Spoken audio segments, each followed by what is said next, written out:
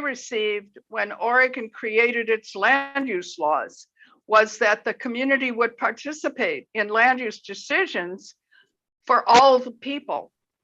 And so this is even more meaningful and relevant when you think of it that way. And we're going to have a few words to say about the whole CPO system and the current status at the end of the meeting after our presentation. So if that's something you're interested in, be sure to stick around. All righty. So we have a pretty tight schedule tonight, as usual. And LUT asked to present at 7:15. So we're going to start with, let me find my schedule. We're going to start with THPRD, service provider report first. And I have a couple of development things to mention. And then we're going to go into the LUT presentation about Cornell Road and all the big stuff that's happening there. So, Brian Yorstone, take it away.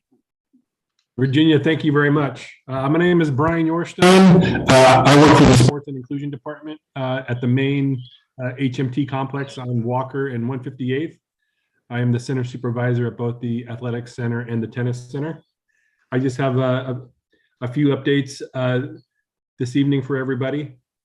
I wanted to let everybody know that a new multi-purpose sport court at Mountain View Champions Park has been approved. The final concept plan was approved for the new multi-purpose court, and this will include futsal and pickleball.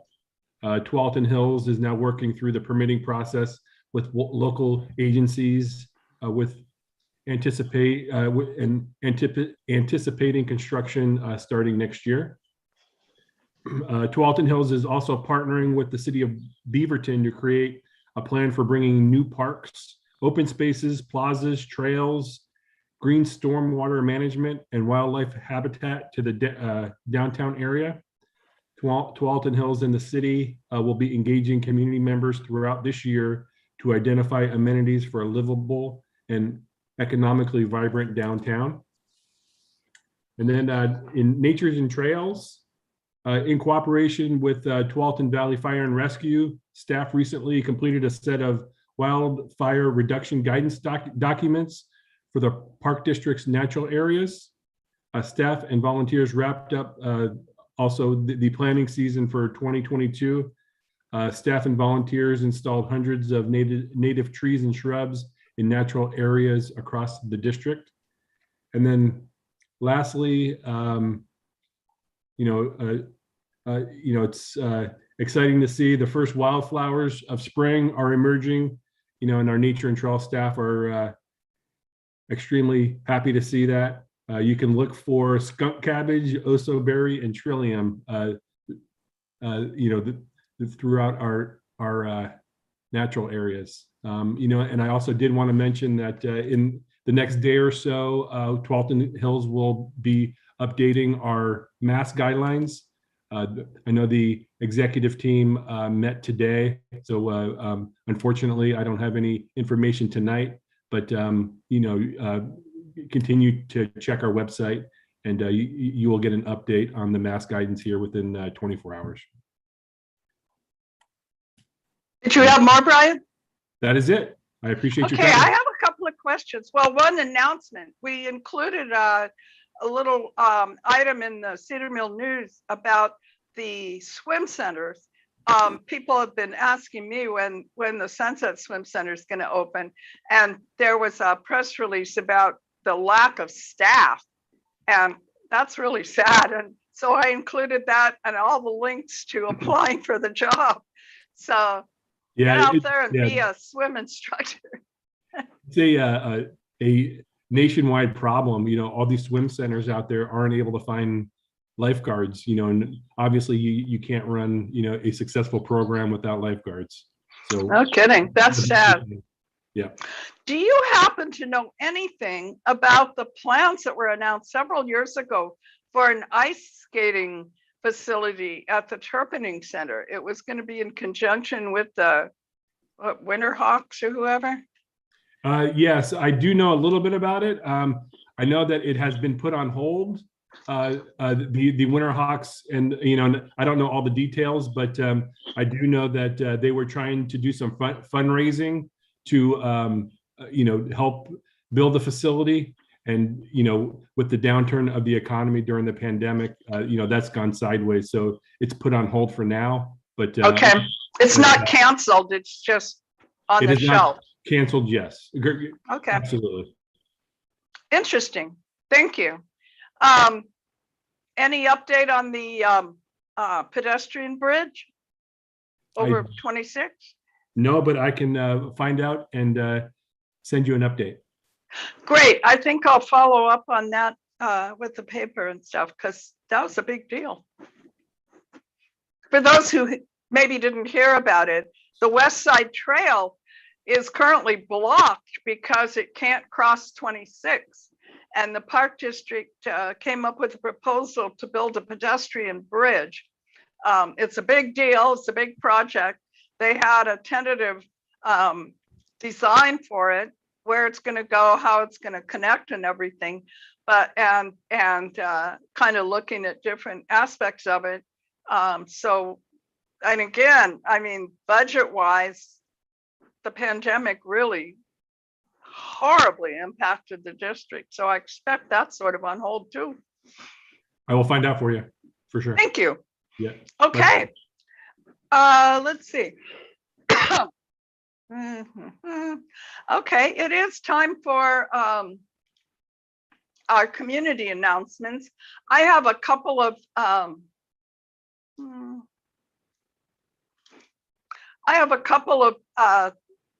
screenshots to share about current development.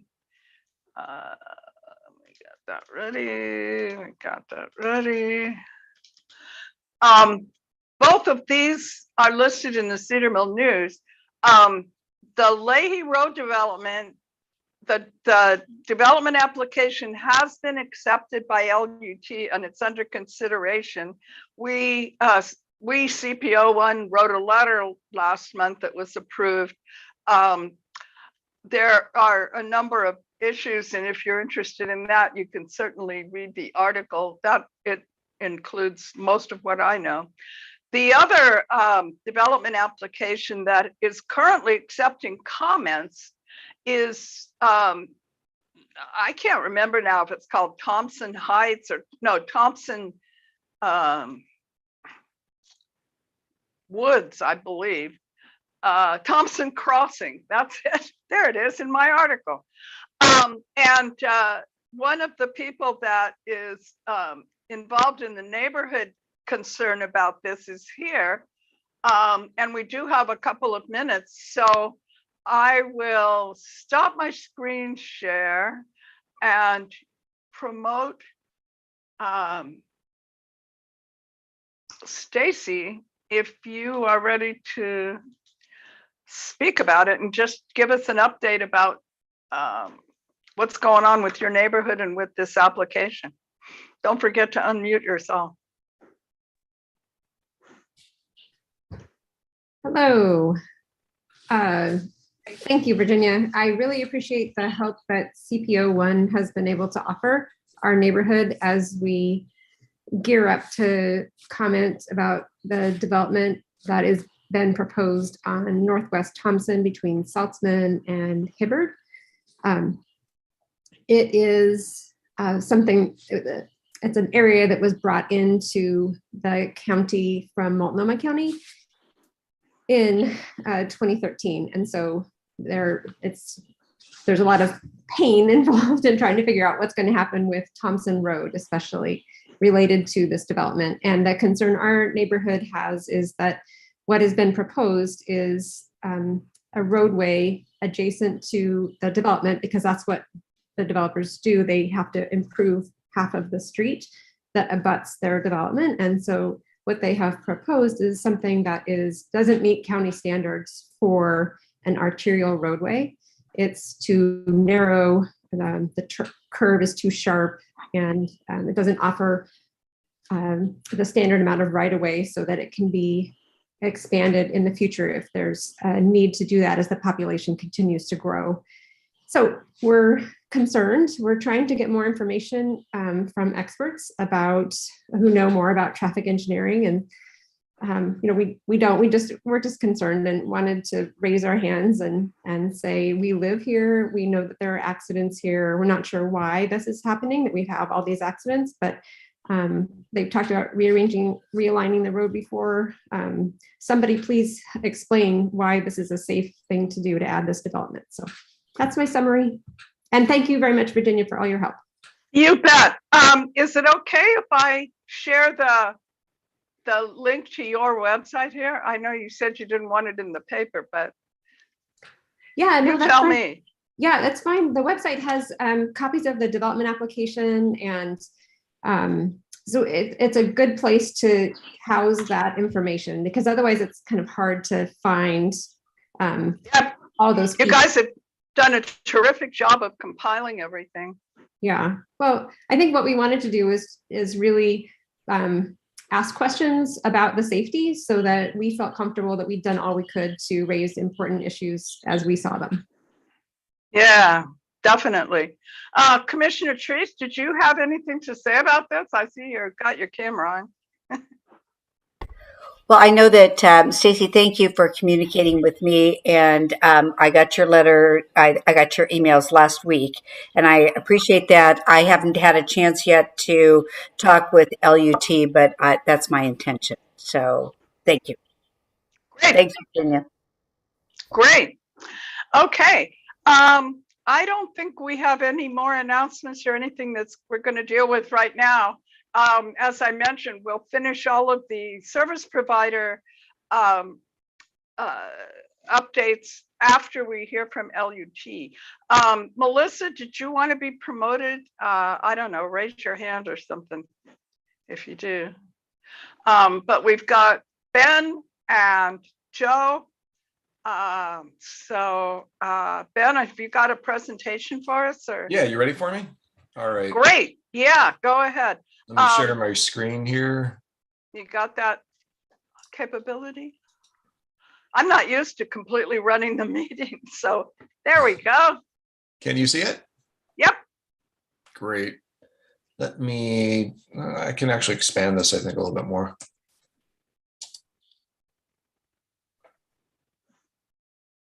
That's pretty visible to me.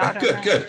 Well, yeah, thank you so much for inviting me to present the Cornell project, which we've kicked off construction this year.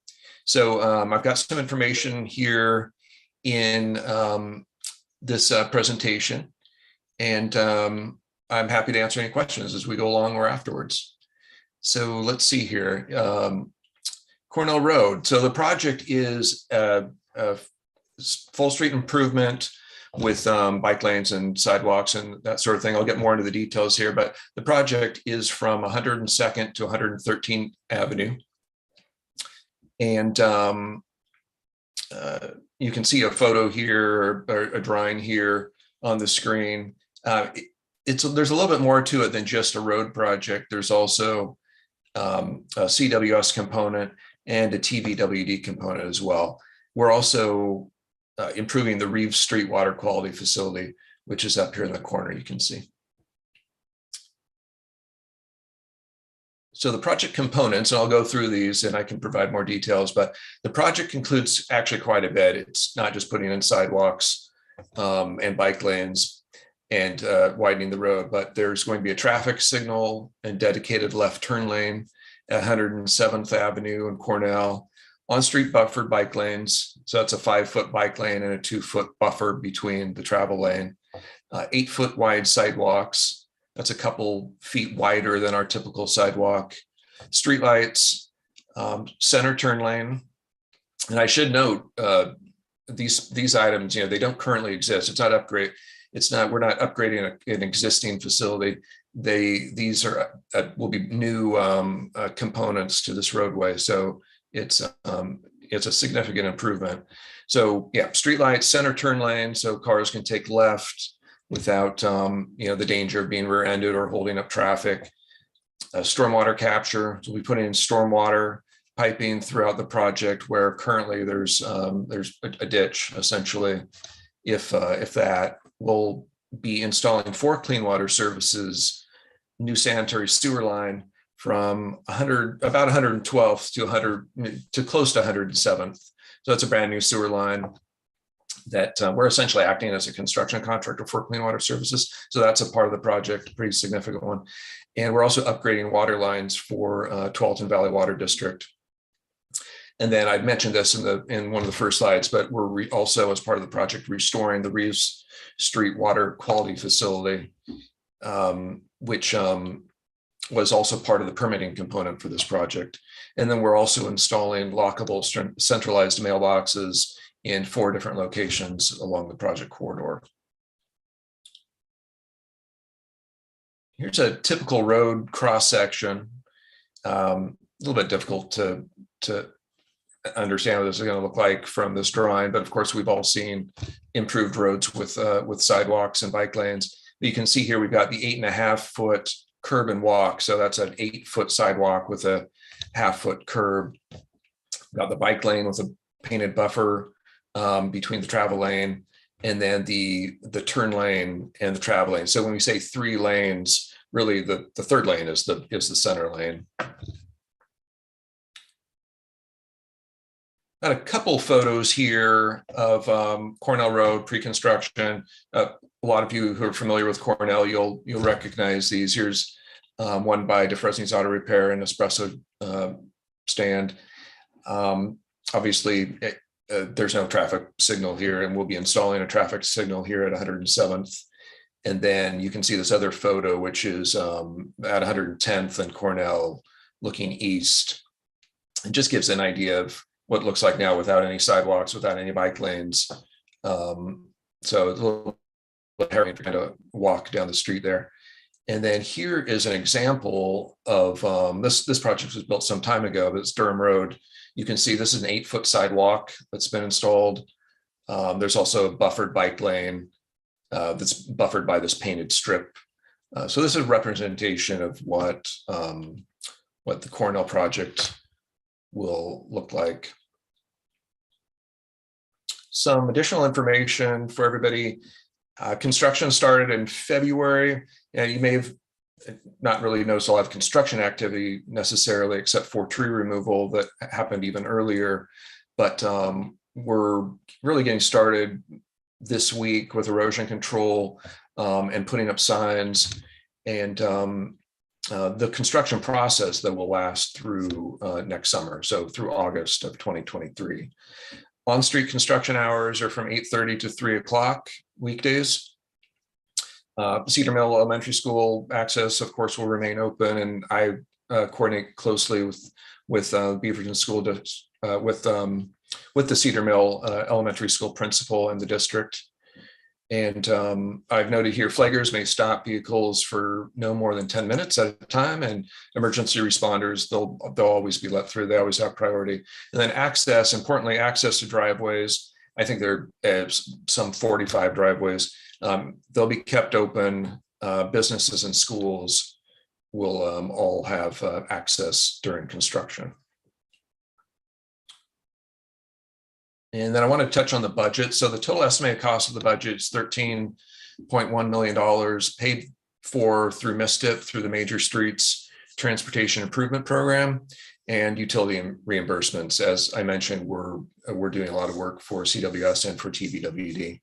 So the project costs, the estimated project costs, they include $2 million for design, studies, permitting, construction engineering, all that's been taking place over the last number of years. And then the construction itself, which is $8 million, and that was a bid process. We go out for bid and we take the lowest bidder, lowest qualified bidder, that is. There were 4 bidders, and the lowest bidder which we selected was Pacific Excavation. So they're our construction contractor, and they were they're over $1 million less than the next lower bidder. Right-of-way acquisition, we needed to acquire right-of-way and temporary easements, the permanent and temporary easements. That was a little over $1 million. And then the work that I mentioned for clean water, it's approximately $1 million worth of work. And then also for TVWD, it's about the same amount, 1 million. That constitutes the 13.1. Our schedule, I talked a little bit about this, but so we kicked off construction in February. Utility relocation, which is PG&E, I think noticeably, you'll really see PG&E for the most part. The power lines will be moved back to behind the sidewalk. And that's going to be a process which starts most likely in late March and then goes through to November. And then the traffic signal I've got marked here at Cornell and 107th from October to February of next year. And then construction, like I mentioned earlier, wrapping up by August. Hopefully August 1st of 2023. That's what we have planned, and that's what we have contracted for. And that wraps up the slide presentation, but I'm happy to answer any questions on what I've presented here. And Great, thank you very much. do you want me to stop sharing, Virginia? No, we might want to go back and look at some of the pictures. Okay. One question that kept coming up in the social media when I posted the meeting topic was, why does this need to be done?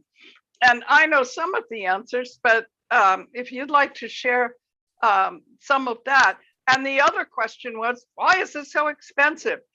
People were quoting, normal road construction costs and saying, oh my God, you're wasting our money. I mean, my understanding is that it's an incredibly complex project. I hadn't even heard about the water quality facility. Mm-hmm. That's the one up by Reeves Park? and 113th. Yeah. Yeah. And so, I mean, I'm guessing that has a lot to do with the expense, but if you could just Mhm. briefly explain why this needs to be done. I mean, Sure. it was really tragic to lose all those trees. People were completely shocked. But go I ahead. understand. Yeah, no, thanks for the question. So why it needs to be done? As part of MISTIP, there's a number of criteria to identify projects. Mainly it's for safety improvements and increasing the usability for pedestrian and vehicle traffic. So this stretch of Cornell was identified as needing safety improvements, which those would be sidewalks, to have a safe place to walk, bike lanes, to allow for a safer cyclist experience. And then we're also putting in streetlights, and the traffic signal, of course, is a big one, a turn lane. So there's a number of safety improvements for this project. And that was really the primary reason for it. Is it was a candidate for these improvements, and fortunately it was chosen as part of MISTIP 3D, which was approved by the board in July of 2012. And then I think LUT started working on this project a couple of years later in 2014. And so, yeah, it's taken a long time to get where we're at now. But so that's, hopefully that answers that question. And then in regards to the costs, frankly, it's expensive to build these projects. As you mentioned, I'm not sure if the commenter may or may not known about the other parts of this project. A bunch of work that we're doing for CWS to install that sanitary sewer line, all the water line work for TWD, the restoration of the Reeves facility. We had to acquire a lot of right of way for the project, so it all adds up. And essentially, that's why it becomes, it looks like a big number, and there's just a ton of work to improve that street as well. So hopefully that answers it. Yeah, go ahead. Cornell is a major collector. It's an arterial. Arterial, which is even bigger than a collector. Yeah, and are there like state regulations about what an arterial needs to be, or county, and this needed to be brought up to standard? Is that one answer? It is. I mean, our standard would include sidewalks and bike lanes and a turn lane. And, this project certainly is going to meet those criteria. It's also an inter-county route. Yeah, it connects to Multnomah County. That's right. But and in regards to the trees, yeah, I mean, I certainly don't like to see trees lost either. Unfortunately, to put in all those safety facilities and improve the road the way that we're doing, and also put in the water and the sanitary facilities. Unfortunately, there does need to be some room made for that, and the trees were affected. So we worked with the homeowners along the home and property owners along the route to acquire what we needed to acquire. So that was part of it, compensation for trees. But yeah, I understand that's been a big shock for folks to see those trees removed, and it's if we didn't need to do that for the project, we certainly wouldn't look to do it. I'm gonna just read a few more questions. We have a couple of people who want to speak and ask their questions, and that's great too.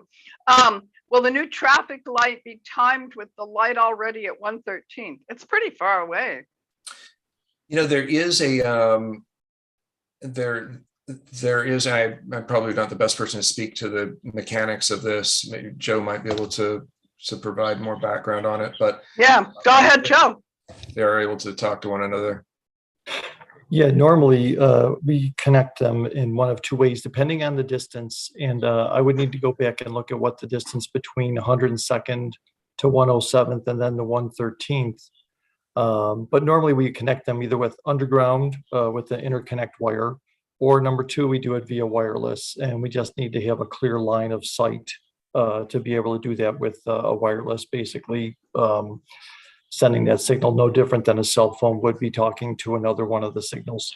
So we can check on that, but if usually that distance is relatively close, then it would definitely be interconnected. And I think that we can go back and we'll look at what the traffic queues are and the traffic counts and see.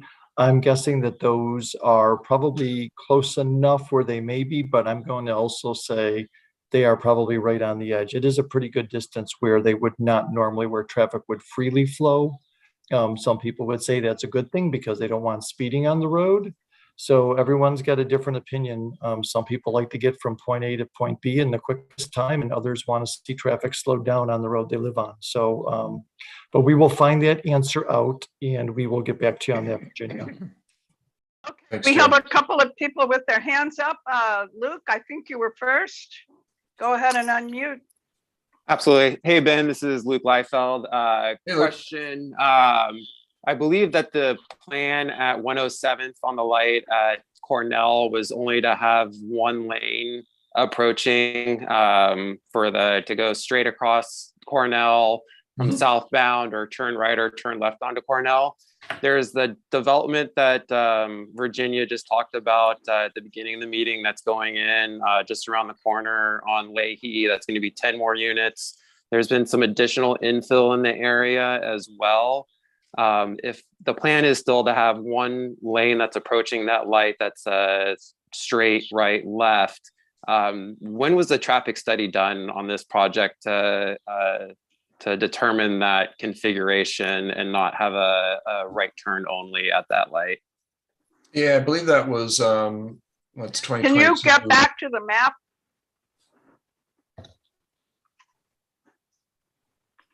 Yeah, good idea. So 107th is right here. Yeah, and Luke, you're talking about taking a right here. Correct. Yeah. So in my recollection too was that there was already right of way available there to move the sidewalk, the corner, and make a right turn lane available. I don't know if that ever changed or not, but I think that that is something with all the development that in infill that is going on in this area should be looked at and added to the project and field fit. Yeah, that was I think this traffic study might have been 2 or 3 years ago. But yeah, I can look at that a little bit more and get back to you. It's a good question. Yeah, it's not something that we planned for, and it's not something that we have approved for the project. So I understand what you're saying when you say field fit, and for those people that may not understand what Luke's talking about, he means, just make it happen during construction. Okay, Gary? Yes, couple questions. right there at 102nd and Cornell, there's a school. And nothing's been mentioned about the school. Was a lot of this improvement prompted by the school and the access to the school with the sidewalk? And because I'm real familiar with this road, and this is very much needed. It's very dangerous to walk or bike. But with the school at 102nd, how much of it was prompted because of that? And then continuing up Cornell to Miller, is there any plans or anybody looking at when that would happen? So in regards to the school, there was coordination with the school. I can't say that they were the catalyst for the project, but certainly we're putting 8-foot sidewalks in front of the school, 8-foot sidewalks that will run the entire length of the project. So that's a really big safety improvement for the kids that will be walking through there, biking on the sidewalk. But certainly we've had a lot of coordination with the school, and they've had some maintenance issues with the trees that were in front of it. So I think that in that particular case, that it actually was beneficial to have the trees removed in front of the school. But yeah, I appreciate your point, and thanks for bringing it up because I didn't mention it. But the sidewalks will be a big benefit to the students that have to walk through there. Yeah, a huge benefit. And then continuing up to Miller, is there any future plans for that? I'm not aware of anything outside of my sort of visibility, but Joe, you might know. Yeah, I'll jump in on that, Gary. As far as the other sections go, and even going to the further to the west from 102nd, heading back towards 119th. Obviously, in the long-range transportation plan, they're all scheduled to be a 3-lane facility with similar to what we're constructing here. And obviously, based on the cost, I mean, only a chunk can be done at a time. There's a new MSTIP program coming up. I'm sure maybe a section of that or two might be on the list, but that list is very long. And we're usually looking at places like where there is a school, because it really provides a big safety benefit for people who are walking or who have to walk to school, depending on busing and things like that. So it all is, and there's a lot of areas across the county that are very similar to Cornell Road, where they're a 2-lane road, where they should be a 3-lane road, or in some cases, even a 5-lane road. So they'll all be competitive, and they'll be reviewed based on, access to transit, near schools, near commercial, everything like that that goes through it. And that'll be a process that'll be taking place over the next 6 to 9 months. And I think by the end of the year or early next year that a decision gets made on which projects will be selected. One of the other questions in the chat is a finer schedule granularity about when traffic on Cornell will be affected. And I would be very happy to be a conduit for the community on that through our Cedar Mill News Facebook page. Okay, great. People, and I mean, speaking selfishly, it'll get me some more readers, but it's a good resource. We have, I think, 4,700 people that like that page, so it's a fair chunk of the community. So if you want to, I know Melissa knows how to get hold of me. If you guys can proactively give us updates about when the roads are really going to be meant to avoid. Sure. Well, I can say now, and things can change. Well, one, in regards to getting you the information, I'll leave that up to Melissa to coordinate with you. So thanks for that. But as far as the schedule, what it looks like right now is that there'll be work on the south side, starting up by 102nd, from 102nd to 107th, doing some temporary street widening, and also some storm work along the south side. So work is going to be starting in earnest here shortly. And we'll have flaggers, and we'll have we'll be getting traffic through, but hopefully that gives you a little bit of a forecast of what we're looking to do. Or what the contractor Ben, is looking to do here shortly. Oh, I'm sorry, Ben. I'll just jump in here also. I think, Ben, as far as work hours go, are we restricting, since it is an arterial, they are limited to certain hours of work during the day, correct? Yeah, so I have it here. It's 8:30 to 3. That's a really good point. It's not, the whole day we're locking down the road, and it wouldn't be locked down anyhow. But yeah, it's a good point. It's 8:30 to 3. Thanks, Joe. And then in addition to that, I believe there's we kind of do a weekly blast of, or I believe it's every week, sort of a weekly blast of what the work is going to be. So we would just be saying that, yep, we're going to be back out there on the north side or the south side with single lanes. And single lane is going to go on for a long time because we can't close the road. We know that. So we're working single lane. We're working basically trying to get storm line in and storm catch basins and things like that to capture all the storm water. So can people, I'm sorry, can people sign up to get those updates?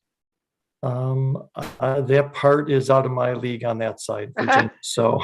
Okay, maybe Melissa, if that's available as an option for just everyone in the community to sign up for those updates, if that's a possibility, maybe she can post that in the chat. Otherwise, I will do my best to communicate that stuff. Yeah, that update has all of our, would have like a lot of project information and other closures. That may even be something that gets shot out to people already. So, but we would have to check on that. I don't know the specifics of that. I'm sorry. All right. I had one more quick question and then we'll get back to the members. I briefly saw an image of what the completed project side, yeah, I don't see street trees. Are there going to be street trees planted? They're not planned as part of this project. Of course, the property owners that border the project are, they may decide to plant vegetation or plant trees, but the project's not planting trees. Okay. Now Luke had another question and I permitted him to talk. Oh, wait. Yes, I did. Luke? Yeah, I was just curious. I see that the roadway's been posted at 30 miles per hour for construction speed limit. And what are we going down to, like 10-foot lanes through here through construction off flagging hours, or what's the justification for that? Yeah, the justification was, that we're going to have a lot of workers out there. We're going to be going down to narrower lanes. And so the contractor had asked, for safety reasons, can we bring the speed limit down? So the traffic did a review of that request and determined that 30 miles per hour would be appropriate. And so from now through to August, it'll be 30 miles per hour. That's right. And then it'll go back up to 40 after that. And then with that 30 mile an hour being granted, I'm assuming that they're never going to be stopping traffic and closing the roads in both directions while they're doing construction out there? They may have to close the road for no more than up to 10 minutes. Well, they are flagging the road and closing the road are two different operations. Or stop traffic, rather. They're not closing the road, but they may have to stop traffic for up to 10 minutes. I'm pretty sure, though, if you stop traffic in both directions, that's closing the road. Is that not correct? If traffic was closed in both directions, yeah, you'd be closing the road for up to 10 minutes. Okay, so they are being allowed to close the road, but only for 10 minutes at a time. No more than 10 minutes. Okay. Is that in the standard Washington County or ODOT specifications that allow that? I think that we wrote it. I can take a look at that and get back to you, Luke. I believe that's written into the specials, though, Ben, for this project, if it's there. Yeah, the 10 minutes is written into the specials for sure.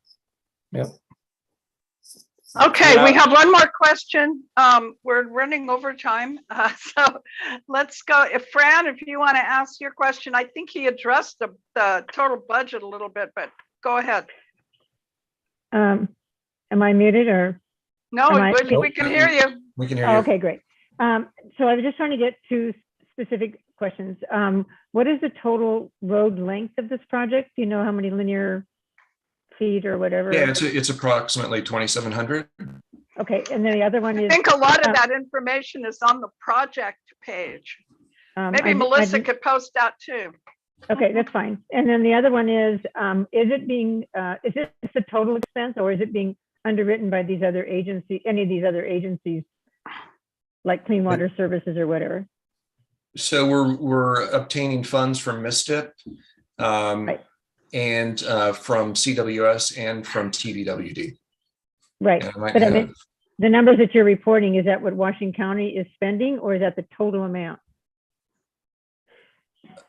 I'm just trying to that's the understand. total amount. I'm sorry. Okay, Yeah. That's fine. I understand it's Mystic, but yeah, okay, good. Thanks a lot. Oh, you're welcome. Thank you. Okay, great. I'm sorry, we kind of do need to move along. Thank you so much for coming. Everybody's going to be massively affected by this, and I knew we really needed to bring you along to update everybody. These Yeah. things may have been known about for a long time, but when we start to see the activity, it whacks us in the head. I got a stupid, well, it's not a stupid question.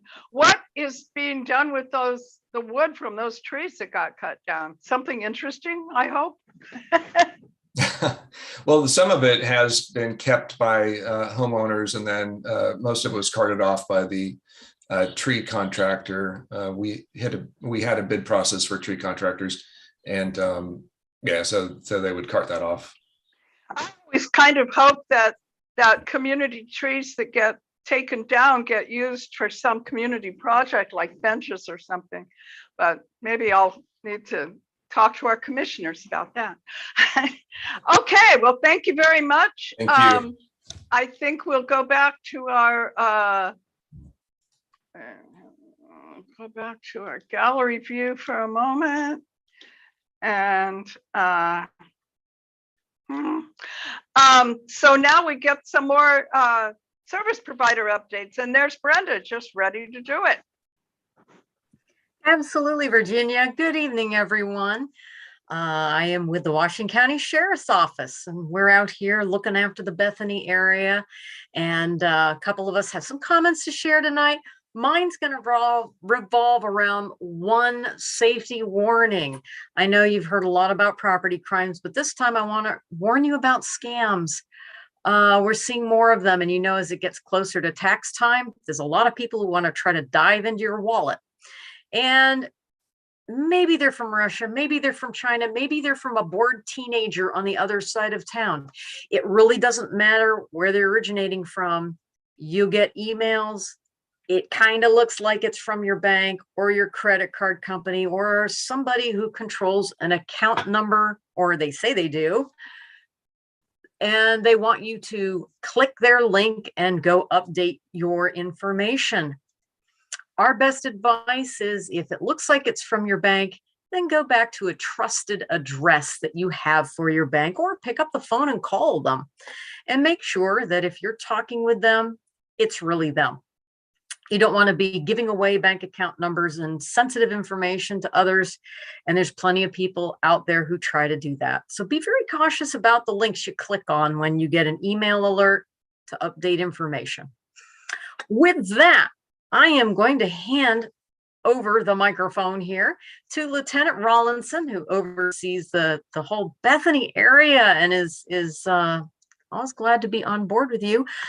I'm going to share my screen, and we're going to look at the calls for service map that we've had lately. And if I get this view set right, you see a nice big map. So Lieutenant Rawlinson, what are we looking at here today? Hello, everybody. I'm Ed Rawlinson, lieutenant up in your area. And so the maps are confusing at times, and a lot of what you see on there are thefts. And if you look, the vast majority of our thefts end up being in shopping complexes. There's a lot of thefts from cars, people leaving stuff in the car when they go shopping, things like that. There's some criminal mischief, which is basically like tagging or some kind of damage to public property. Not a lot, frankly, in our community as a whole, I would say. And so what we are seeing an uptick in recently, and this week, in fact, is mail theft.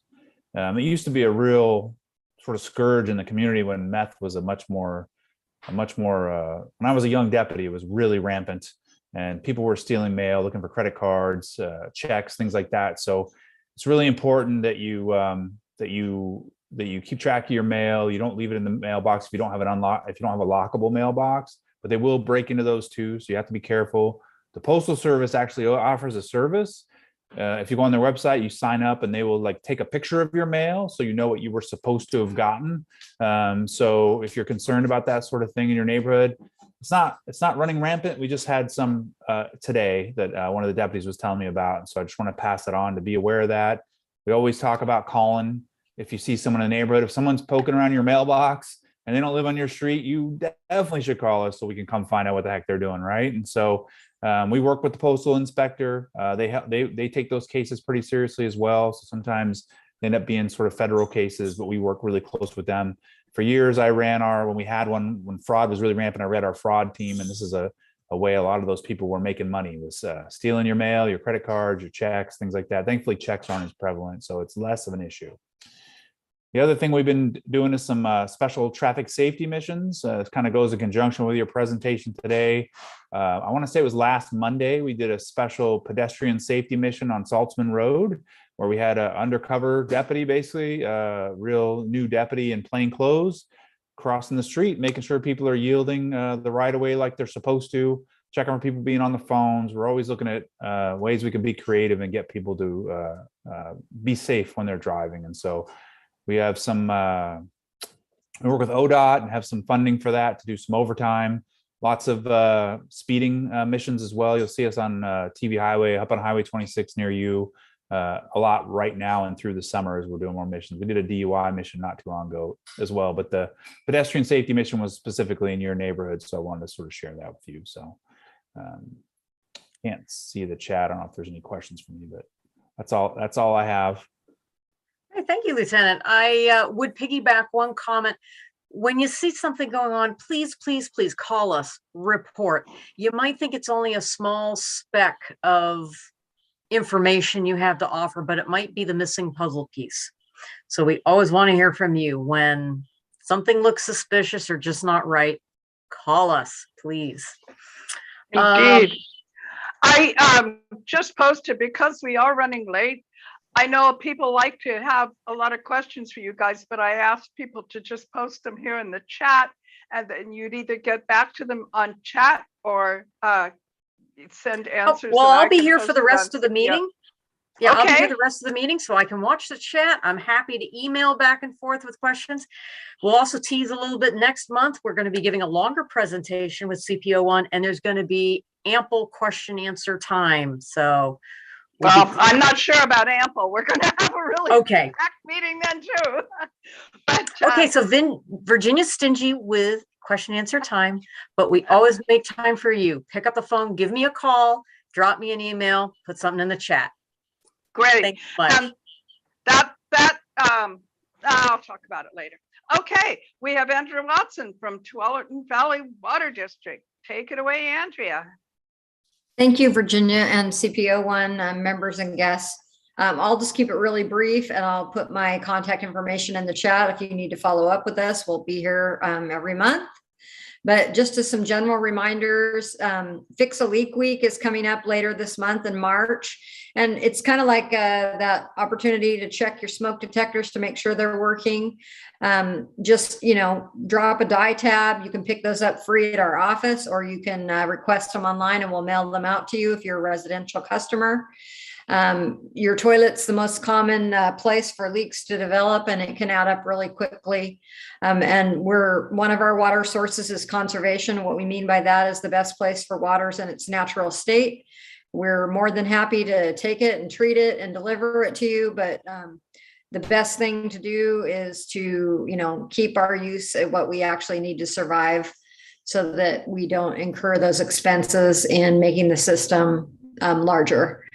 We also want to remind people about work zone safety. There's a lot of construction starting up on the Willamette water supply.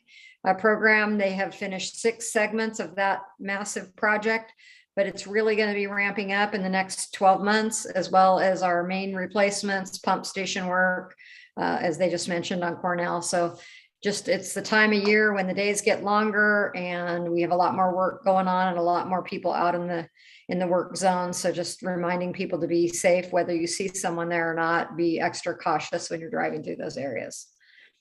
Thank you. I'll see you next month. Oops, thank you. I was muted. All right, let's go to the gallery view. I always enjoy that. How come I can't?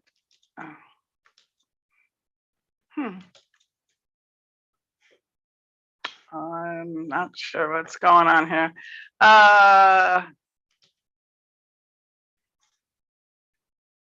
Well, Bruce is back. Hi, Bruce.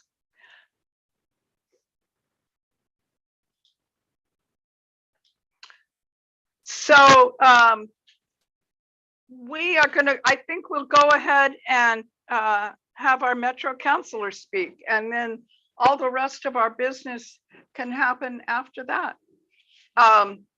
So let me introduce Juan Carlos Gonzalez, who is our Metro Councilor.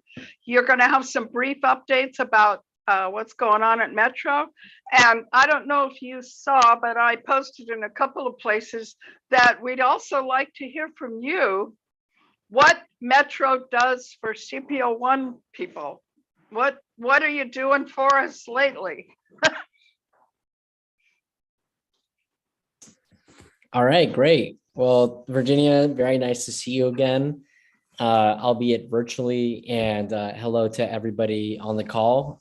This is really great attendance for a local neighborhood association / CPO. So really wonderful to be here. Hi, everyone. If we haven't had the pleasure and opportunity to meet, my name is Juan Carlos, and I represent the CPO1 area on the Metro Council. I've been representing this area for about 3 years now, and I've really appreciated the opportunity to represent Washington County or part of Washington County in my district on the council.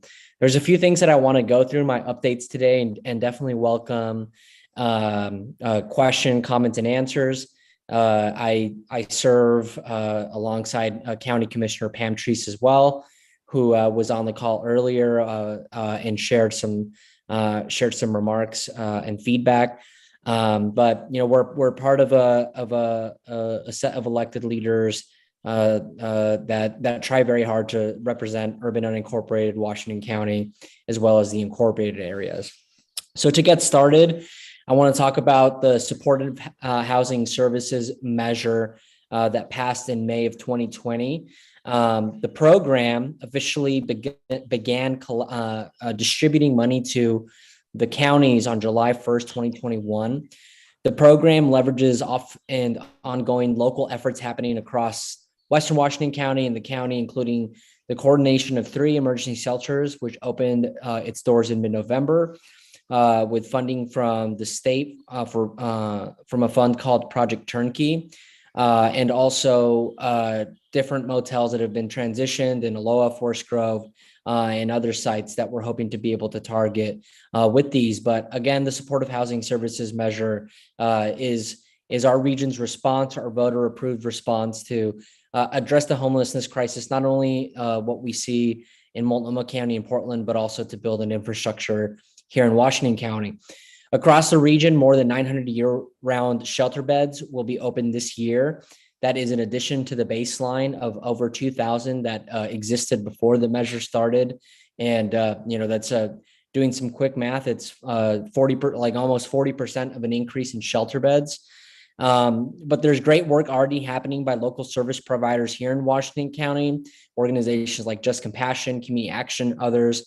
And last week, I actually hosted a drop-in dinner at the Hillsborough location of Home Plate Youth Services, which is an organization that provides support and resources for youth in the county that experience homelessness and housing instability. So there's a constellation of service providers that work closely with the county, and that also do community initiatives to address this housing emergency that we're in. And I'm sure y'all have questions, and more than happy to answer as much as I can. We recognize that that we, and when I say we, I mean Metro, we're in brand new territory, and that we haven't built the trust with the individuals and the local service providers with individuals, sorry, that local service providers have. And we don't want to reinvent that wheel. We want to invest in what's currently working, and investing in the housing department at Washington County's ability to really deploy an effective strategy. We recognize that we're we're leveraging the relationships that already exist with community outreach workers who've made these connections to deliver these resources. And the services that the measure is paying for includes everything from rent assistance, mental health services, education and re-education, retraining, employment and workforce training services, addiction and recovery, and services to support language and culturally specific needs. The services are community specific, so that that everyone that needs help can get the right services to get out of whatever phase of homelessness they're experiencing, but also helping folks stay housed depending on what they've experienced from the pandemic.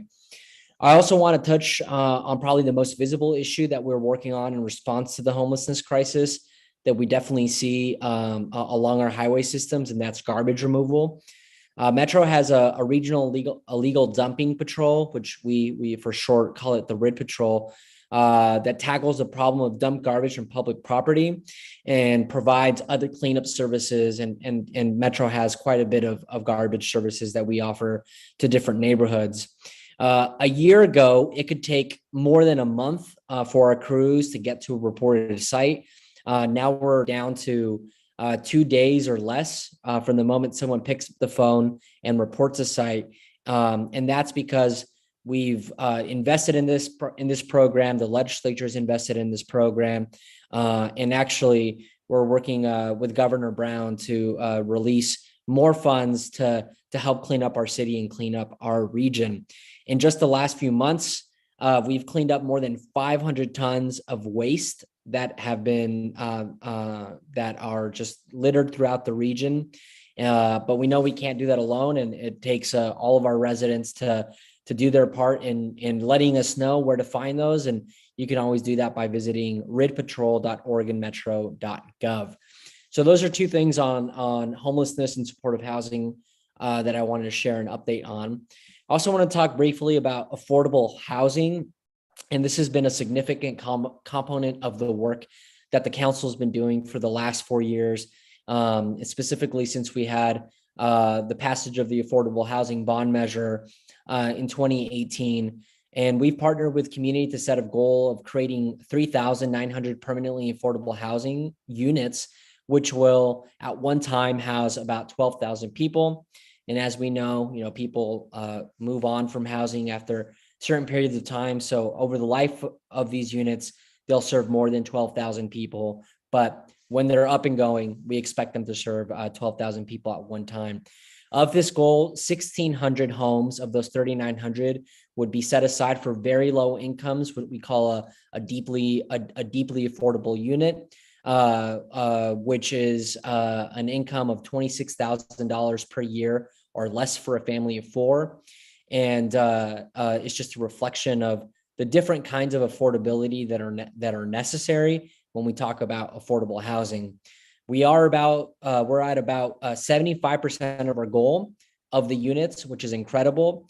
And we've only spent half of the bond fund. So honestly, we're building way more units than we thought we would be able to. And we're thankfully delivering on promises and over delivering on units. And that's thinking in part to the housing authorities that we work with throughout the region. There are already several projects completed in Washington County, as well as several on their way. And that's slated to add 1,300 units in Washington County alone. Everything from workforce housing, senior housing, and depending on the way that the project has been rolled out by the authorities. A good example is the Marianne in downtown Beaverton. We have the Wayfinder in Tigard. There are a few in Hillsborough, Forest Grove, and Cornelius. And of course, there is that wonderful project that recently opened off of Murray, and I think it's Cornell. I want to move on to another topic so I can get to questions and answers from folks, but parks and nature and transportation, those are some pretty meaningful initiatives to me on the council. In 2019, we passed the Parks and Nature Bond Measure, which raised $475 million to invest in green space conservation, wildlife habitat preservation, but also access to nature and helping folks connect to what makes this region and this state beautiful. One of the first projects from the bond, the Chehalem Ridge Nature Park south of Forest Grove, opened in the early winter. If you haven't had the opportunity to attend or to go, I'm telling you right now, you need to go up one of these weekends. It's absolutely stunning. It's an instant classic, I think, for this region of a park, and I think it's been a long time coming for Washington County to have a grand park like Chehalem Ridge. The park is 1,260 acres, and it's located roughly 40 minutes from the Cedar Mill area. The Chehalem Ridge Park offers hiking, off-road bicycling, and you can actually ride horseback during certain times of the season. I encourage everyone to visit, like I said. There's also a lot of great work happening in high crash corridors in the county. TV Highway is one that's very close to me, near and dear to my heart. As y'all know, it's a 19-mile corridor. It's owned by ODOT. And actually, a few of the local agencies in the past few years put together a grant application, to the Federal Transit Administration. And we were recently awarded a HOPE grant. And what this will do is it will invest some pretty serious planning dollars for us to work and launch a 1-year planning committee that will go into effect in the next month or two. And basically our goal is to get an LPA, locally preferred alternative, ready by June of 2023, so that we have a pretty shovel-ready project to take to the FTA that really invests in safe, walkable, high-capacity transit with a rapid bus line from Forest Grove to Portland. We're really aiming high here for the kind of future we want to see on TV Highway. Washington County was also the recipient of a United States Department of Transportation RAISE grant, which used to be a Tiger grant for my transportation wonks in the room. And it's a discretionary grant program, which awarded $12.2 million to build the 6-mile multi-use path between Hillsborough, Cornelius, and Forest Grove. And you can always check that out by looking up the Council Creek project. And finally, we do need your help in shaping the future of transportation across the region. We're launching the 2023 regional transportation plan, and there will be many public online surveys and opportunities to comment on that. But for folks that aren't aware, the regional transportation plan is the document that Metro, it's not a document, it's the plan that Metro oversees, and essentially in order for a project to be eligible for federal funding, it must exist on the RTP. So the counties, the cities, local agencies submit their projects on there, and that's how they are able to access funds. So I'll leave it there and open it up for questions. And before I do, I just realized that I didn't explain what Metro is, and I apologize for that. But Metro is a regional government that represents the urban cities and counties of the Portland metro area. And we have several focus areas from venues like the zoo, the convention center, expo center, the P5, housing service, affordable housing, homeless services, parks and nature, long range planning and transportation, garbage and recycling, as well as a few other things. But that's Metro, and it's a pleasure to serve y'all. I'll open it to Q&A. Thank you very much, Juan Carlos. Someone was asking for your contact information. Maybe Victor can put that in there, along with the link to the transportation survey. I have a dumb question, I guess, which is why are horses allowed in that park and not dogs? I have a dog, and the lack of being able to take dogs to these parks keeps me from wanting to visit them very much. And I understand that they have an effect on the wildlife, but I would have thought that the horses would have an impact as well. Yeah, thanks, Virginia. Yeah, we get asked the dog question very much, as you can imagine, and our naturalists and our scientists, really stick by that. And but the equestrian trails are actually pretty limited and separate from the normal walking trails that a family would be a part of. So I mean, like I mentioned, it's 1,200 acres. It's a pretty big site. And it was made in partnership with the local neighbors of the park that, for the park and the traffic to come in, really asked for that equestrian access. And so we worked with them to create some short trails. And so it is available. And it's just the way that the park has rolled out. And to answer the question, I'll leave it there. Okay, thanks. It's selfish. It just, all of the metro parks don't let my dog in, and so I hardly ever go. A serious question that I've asked probably you before and our other metro counselors in the past, and it's really relevant to us. We don't have that many good ways to get to Portland. Highway 26 is congested, and our other roads dump into an extremely unfriendly outlet once they get through the hills. We've been told that Metro doesn't get involved in inter-county transportation issues. We've been told that it's up to the jurisdictions to work it out, but Portland doesn't want to talk to the people in Washington County. They say if they build the roads, you'll just drive on them, which really isn't very helpful. And it seems to me like Metro as a regional agency could step up to arbitrate this discussion. I mean, people are still going to need to get to Portland, and more so now that things are opening up. Mm-hmm. So please take our request back and see if there isn't some way that Metro can help facilitate this discussion, because it's one-sided. I mean, Washington County residents have needs, and Portland just says, go away.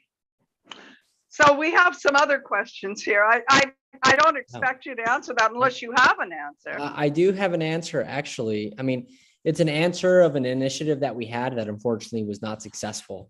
But if y'all recall, in 2020, there was a transportation ballot initiative on everyone's ballot that we named Get Moving. It was a transportation measure that ultimately failed at the ballot, was not successful. But one of the elevated projects that we worked on with the county, and that actually Commissioner Pam Treese helped to co-chair that 18-month-long process, elevated the Barnes Burnside corridor into a complete street, which would essentially create 2 lanes of traffic in each direction from that downtown Portland into the Washington County area. And that was a project that we elevated because we recognized there were a lot of different elements in that project that achieved the goals of the county and of Metro, especially creating connection where there isn't any. And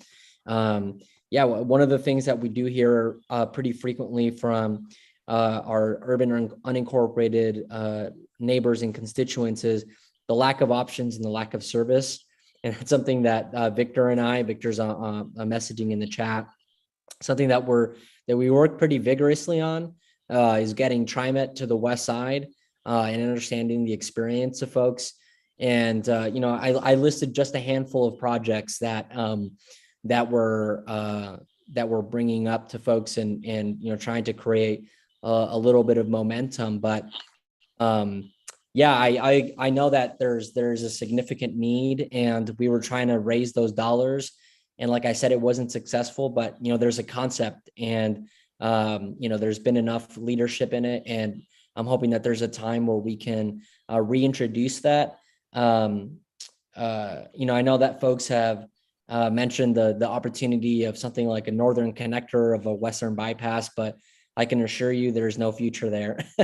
I just don't see a path, not only because of Multnomah County and their frameworks, but I just ODOT would not want to take it on either. And it's a lot of different things. So what we need to do is figure out more high capacity routes that are multimodal for people to connect with, not only from the north urban unincorporated area in Washington County, but also the Southwest Hills area that needs some access. And down in that area, we had the Southwest Corridor, which is going to revamp Barber Boulevard and bring the max in that area. But I know that we need to really revamp the northern part of the county as well.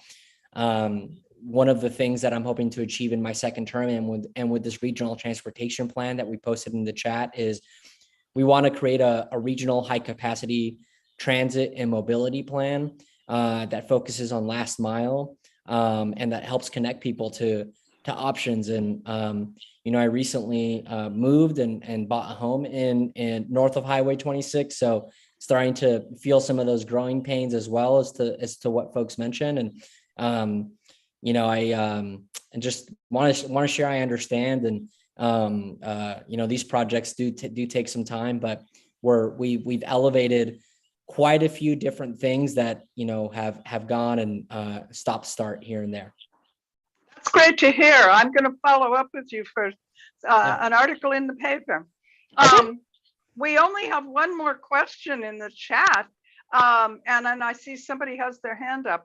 Will Metro assume responsibility for the master recycler program with Portland dropping it? And that's from our co-chair, Bruce Bartlett. Well, hey, Bruce. Nice to see your name again after all these years. Howdy. Yeah, thanks for the question. Well, I know that Washington County, so a lot of our community education programs, we have a really great relationship with Washington County Health and Human Services. So we've actually started pooling our funds together via interagency agreements to create master recycler cohorts. And I know that those are ongoing. Metro doesn't operate them directly, but we work with the county for the county to implement those and build those relationships. So the master recycler program should still exist in Washington County. And I haven't heard anything about the city of Portland. So I don't know about that. When the Oregon State Extension, I'm not sure exactly what the process was, but they turned responsibility for the metro area master recycler program to the city of Portland. And the woman who has run it for 12 years is retiring.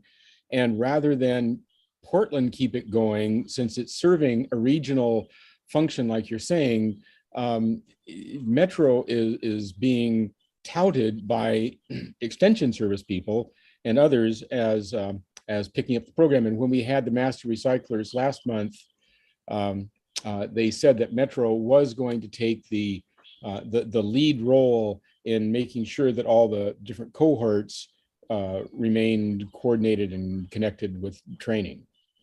So,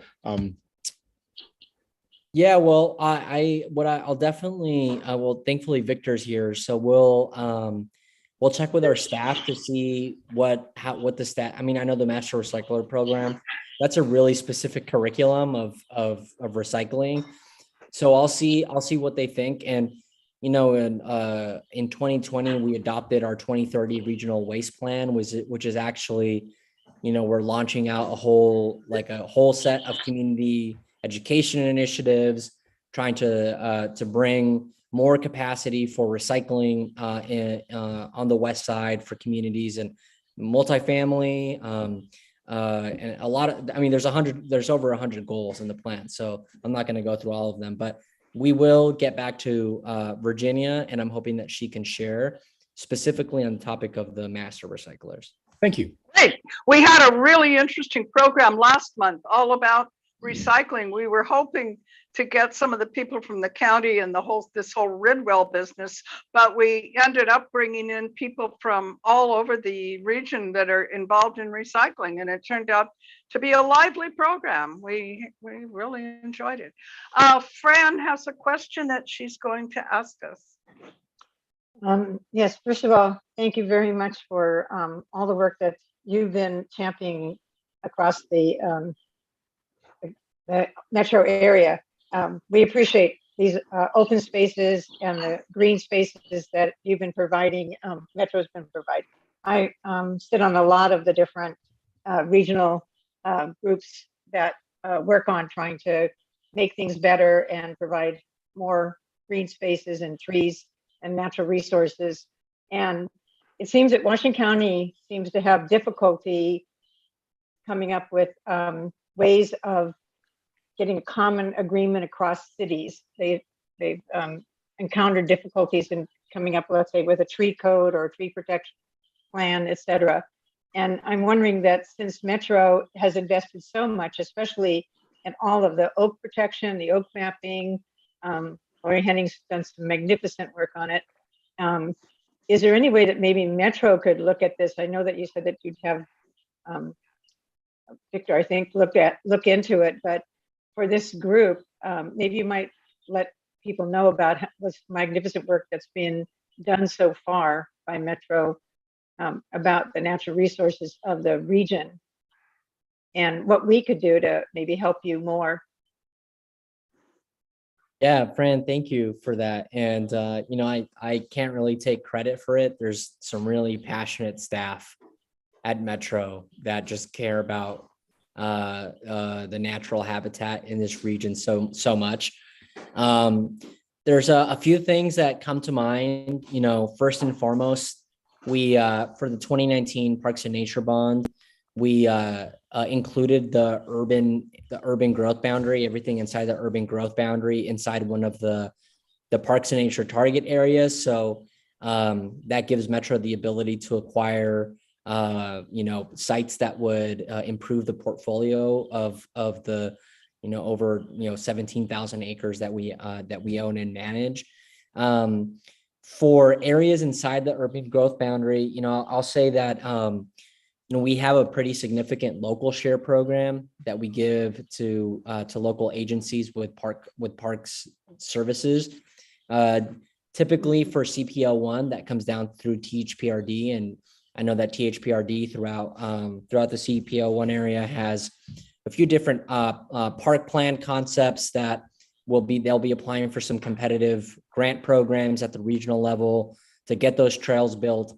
I know that there's one, I can't remember the name of it right now to save my life, but there is one. There are two actually kind of north and southbound trails on the north side that they're really working to fund. And to answer your question about, you know, coordinating with the cities, I do want to give the county some grace here because, you know, the cities protect their local authority quite vociferously, and you know, they are definitely collaborative, but also, you know, recognize the value of having their own process independently of other times. You know, I think that for Metro, it makes the most sense to really bring people with incentives, and that often means the resources that we are able to generate with the Parks Bond and the Parks Levy to get people to work on the things that we care about, like preserving those natural areas or updating laws at the state level that you know, create certain conservation aspects when infrastructure and housing projects go in, which we've supported, you know, for as long as Metro has been around. But you know, to answer your question, those are the ways that I really see Metro working together. there might be we have a pretty big parks department. And I know that we do have quite a bit of regional plans that look into sensitive tree areas, natural areas inside of the region. And we work with the cities and the county to protect those and to try and work in the right direction. But the best path forward in our eyes is when we find that site that needs to be in the portfolio, is we bring it in, we apply the public easement, and we protect it into perpetuity. And that's where we really see our role at that regional level, and trying to support our partners where it makes sense without stepping on too many toes.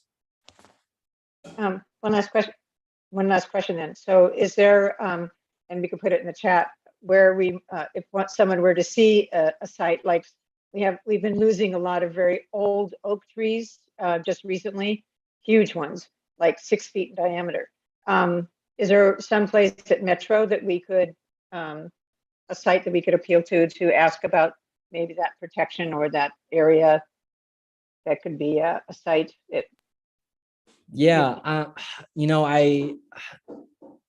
I don't know if there is, because like I mentioned, we're kind of that regional layer, and we don't have that function of the county or the city. I will say, something that can be helpful is emailing me directly and getting, folks that are concerned. And, I have pretty regular check-ins with our county commissioners and our county chair to talk through things. And, I know that it's just one of the really hard things about our rapidly urbanizing county is striking that balance. And I know that, our local folks, again, I just offer grace, are faced with some really difficult scenarios and challenges. And but you can always elevate it to me directly, and my team will look at it. And, if we can get involved, we will. But I will tell you that, we try and approach the situation from a collaborative perspective and understanding the goals of a project. But, I'm with you that, you never want to see old trees of that stature and grandeur go down. So Thank you very much. I appreciate it. Thanks, Fran. And thanks for your service. Yeah. Thank you. I'm not seeing any more questions here. And I'd be happy to give you a few more minutes to now, I briefly stopped paying attention. Were you talking about a new bond that Metro is proposing? No, we're not. No, we're not. Okay. Well, we are working on a new part. Well, it's not new, but we are hoping to ask the voters to renew the parks levy fairly soon. That is not a new tax. It would be renewing the same. That would probably be in November. Victor, if you can chime in the specific timeline. Right now, we're working on refinement before we specifically ask the voters, because we want to do that community engagement before we do that and make that decision. It's been really important for the council to not go to community and say, hey, we made this decision. What do you think? We're trying to approach it from a different perspective, understanding that property taxes in this time are very complex. And, the housing market, as you know, in this area is going haywire. And we want to be really respectful and responsive of what our role is. And, people really support the parks and nature work, and we want to continue it. But we also want to open the space for that conversation about, what's the burden on our households. But Victor, if you could share a little bit. Yeah, it's exactly that. At this point, it's just doing the robust engagement with our community members to see, what the feasibility of going after a levy renewal is. There's been no set date yet. And so, yeah, just stay tuned for more updates. Great. Okay. Well, thank you. I think we'll go ahead and move along, and we might end up leaving early. Let's see. Yeah. And Thanks, everybody. I'm sorry to Thank you. rush all our service providers through when we're going to have a little extra time at the end, but let's see. We'll do that. And we'll go to the gallery view, or we'll try. Okay. CPO1 members, feel free to turn on your video and join the gang here. Everybody, anybody can. We can play Hollywood Squares. I would just like to let everybody know that the next meeting, the April meeting, is going to be related to the upcoming election in May. We're going to bring candidates and people to speak for and against the various measures that are going to be on the ballot. We're in the process of collecting names and contacts and reaching out. The CPO system is required to invite all candidates, but if some of them don't show up, we can still have a candidate for them. We had some questions about that, and we got it all cleared up. If a candidate shows up at a meeting unannounced, uninvited, they can speak briefly. But when we're actually doing a forum, we're required to invite everybody, and we're always happy to do that, but we can't force them to attend. So you'll hear from whoever shows up. As Bruce and I both like to say, the world is run by those who show up. As I mentioned at the beginning of the meeting, there is still an ongoing kerfuffle, I would say, let's say it lightly, about the future of the CPO program. And the community engagement staff is falling off right and left in terms of supporting us.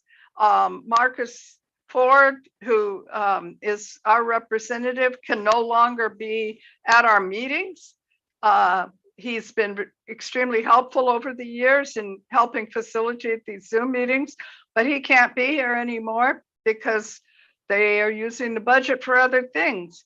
And we've been chewing on this problem. I was the chair of the CCI for a while, and it became so stressful, the pushback that we were getting from community engagement, that I ended up resigning. Bruce is sort of the de facto chair of CCI because nobody else is stepping up. But more and more of us are just coming to the conclusion that there's never going to be a good outcome for us, and we're beginning to think about looking for a new home for the CPO program. Myself in particular, I was skeptical that the county could run a program that by its very nature was going to be critical of the county. Land use is our subject, and sometimes we don't agree with the decisions that the county is making. And we are representing you guys, our members. We're not representing the county.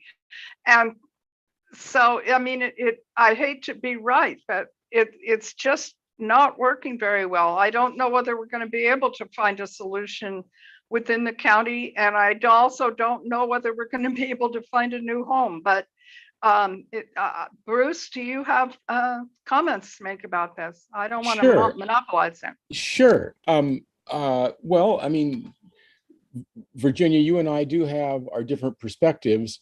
The CPO program certainly is in need of revisioning, and that is precisely what the Office of Equity, Inclusion, and Community Engagement is doing. It's happening at a rather slow pace, and the focus is on diversity, equity, and inclusion, which is a necessary thing, but it's a strategy. It isn't a tactical thing where it isn't a tactical subject where things are getting done. And Virginia is very much a woman of action and getting things done. And so in the absence of tactics, all this strategizing has created some frustration, which you just heard her describe.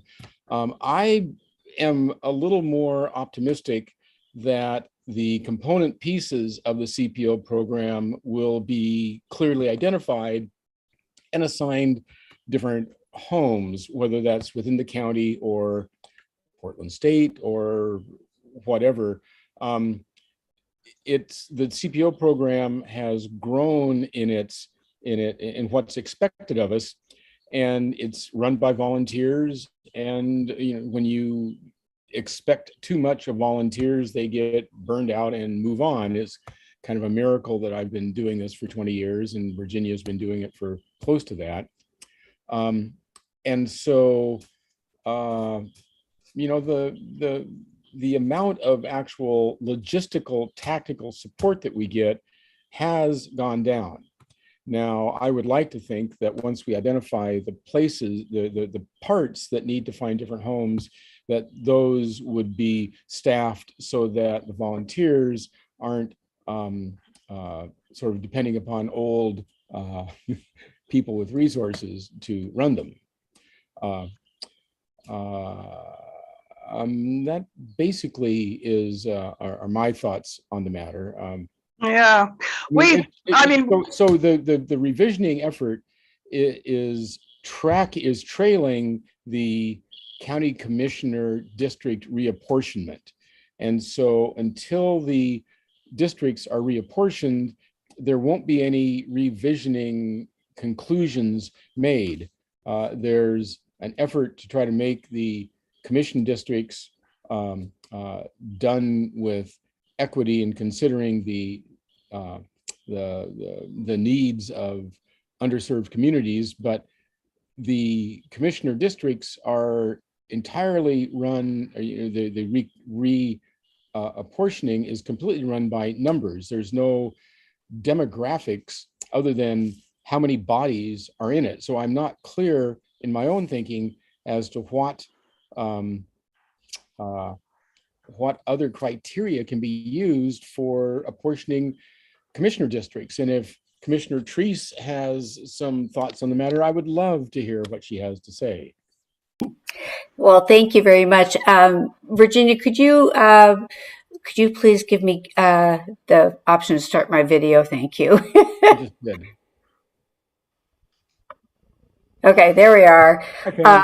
Hi, Bruce. Hi, Virginia. And I just want to say a couple things. First of all, when it comes to the reapportionment, there are other factors, Bruce, that are actually included, and it's much like how the redistricting occurred at the state, trying to keep different communities together. There's a whole process that we're going through, and it's on the tax and assessment page in the Washington County website. So just for your knowledge, there it really isn't just numbers. Otherwise, they just lop off part of my district because I'm the district that has the largest number of people that have it's grown by the most. So, but it's pretty sensitive how we look at school districts, we look at community organizations, we look at political boundaries, all sorts of things. And I say we, that's the bigger we, not really me. It's more in the recommendations that'll come to the commission. And you're saying those criterias are listed somewhere in the... Yeah, I will. I'll work to get them to you. I know that it was presented in our work session on reapportionment, so I can find it. Melissa. Oh, I think just put it in. Yes, thank you, Melissa. So I just wanted to bring that out because it isn't just. It isn't just numbers. So, and it is pretty sensitive. This is my first opportunity to go through this, and I'm surprised at the level of sensitivity that's raised here. It's a little different because as commissioners, we're nonpartisan. So that Steve Marsh, who is leading us through this process, has said, this is something enjoyable to do when it's non-partisan versus partisan. So we'll see what happens here. But the other thing, I just wanted to make a few statements about the CPO program, and I want to tell everybody again tonight. Again, the value that I get is so great from the CPO meetings. I really appreciated the thoughtful questions and the thoughtful anecdotes from everybody here.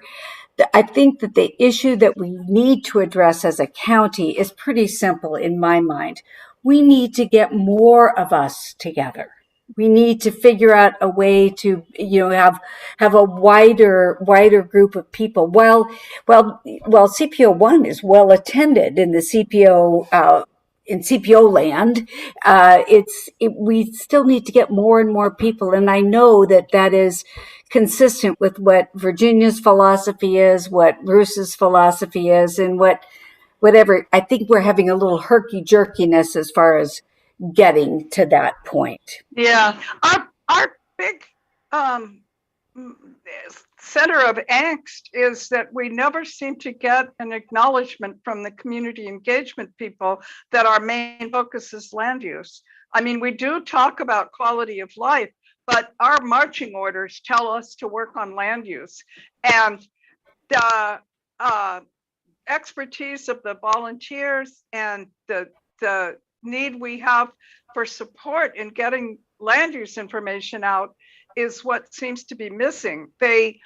The feeling we keep getting is that they want to use the shell of the CPO system to fill it with their content. And we want to keep on working with land use. I mean, Well, to be fair, to me, that's the heart of the problem. To be fair, Virginia, that's what I'm talking about, is identifying the parts of the CPO program. We have the land use part of it, but we have the other parts of it too. And those things have some relationship to each other, but they aren't entirely tied together. And having some wisdom to take that apart and identify the pieces and make sure each function is fulfilled is what I'm confident the group will do. Yeah, we'll see. I want you to know. Fran, unmute yourself. Fran, unmute yourself. I've been trying. Okay. Can I just, I wanted to just bring two real quick. on our steering committee, so. Okay, two quick snippets. One is, I don't know if you mentioned it earlier, but I do want to make sure that everybody hears about the tomorrow, March 9th town hall that was mentioned earlier. Very important Board of Commissioners meeting where they're going to talk about the budget and priorities. Tree Keepers was very fortunate enough to have Commissioner Fry, Commissioner Harrington with us, and they talked about, Commissioner Harrington is talking about a climate advisory committee that she's going to be looking to look forward to. And this is really exciting news. They are listening to us. Third part is that I am on the state community and inclusion. Community involvement advisory. Thank you. Okay, and goal 1 right now sits at CPOs were intended for land use. But we all know that we're moving goal 1 and all of us are moving for more inclusion. And even though I started out with, let's make sure that the CPOs have land use as the prime objective, because that's what why they were created in the first place. I am beginning to gravitate towards, let's also make sure that we have the inclusion portion of them, as so long as we make sure that they have room for the land use part of it, because it's the land use and all of this growth in Washington County that is often causing so much quality of life issues for all of us, no matter what the color of our skin, our religion, or anything else about every one of us or age. So that's my commentary. Absolutely. And I think let's work towards a solution. I think I'm kind of in the middle between Virginia and Bruce, and I really want to work with OE, ICE. But again, Pam, I have never had a call back, never had an answer to my questions. I really want to work with them, and I'm just very frustrated because we can't do what Bruce is saying if we don't have OE, ICE's support. Without them, we're going to fail. Well, one example is, so that's my two-part. They're supposed to provide yearly trainings for CPO volunteers. This is in the mission. And we've been asking for that for 2 or 3 years, and they offer a sensitivity training. And that's nice, but we need to be able to train CPO volunteers to understand land use and the LUT processes and how to navigate the LUT websites and stuff. We need practical training so that we can bring more people into the system. I mean, your average person, tell them to go look at the county website and learn something about what's going on down the street. It's not easy. And the jargon and all that. And so we've been asking for training so that we can provide so that we can gather more people into the system. They can't just do it. I mean, a few people have managed to bash through that oatmeal, but we need focused training, and that's just one example. So, Well, anyway, what we want to do is train the trainers. We're willing to do the training if they train us, and we certify people in the community. So we can right. We specifically ask them if we give them the topics, if they will help facilitate it, and we haven't had an answer. No, we yet. have. They said that OEIC. They have to wait is until not the- after No, redistricting. they're not. I the don't see how content- that's They related. are not, Virginia. They are not the content experts. They say. No, we don't want them to be. Well, but so asking them to do the training. No. Pam, I would like to hear a few of your comments. That's not what we asked. So I just want you all to know that from my perspective, we're not looking at a zero-sum game. I think that it's, and what I mean by that is it doesn't have to be all one way or all another. We have to retain the land use perspective. We have to get a larger voice. We need to be inclusive of all of the people and their types within our community. And I think we're in the really, when you look at forming, storming, norming, performing, we're in that, we're not even formed and we're storming. But I do, Fran, I heard what you said about not getting calls back. I've heard what the frustration I believe that Virginia's experiencing. I really appreciate the fact that you feel comfortable talking to me about it, because I have been talking with Tanya.